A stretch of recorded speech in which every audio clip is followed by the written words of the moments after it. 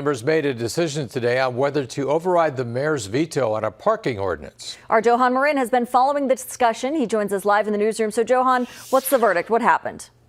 Yeah, John and Jacqueline, the big talker at this afternoon's city council meeting was the mayor's veto on an ordinance targeting vehicles parked on grass. The city passed the ordinance last week, allowing police to issue a $50 fine to violators. But just days later, the mayor vetoed it. She believes it creates confusion about enforcement and said vehicles with expired registrations must be included and the exception for holidays should be eliminated. This afternoon, the council had the option to override the veto, but no motion was taken. Councilman Ron Hugg, who proposed the ordinance, says this doesn't mean it's dead. It's moved into another phase.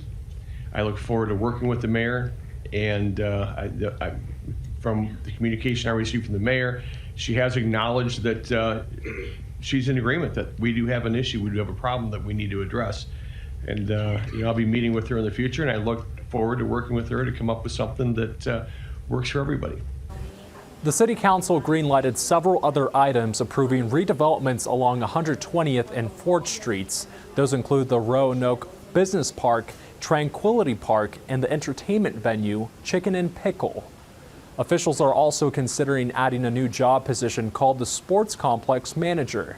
This is someone who will oversee 2 new sports facilities, one at Tranquility Park and the other Levi Carter Park. This will be discussed in the next City Council meeting. John, Jacqueline? All right, Johan, always a fan.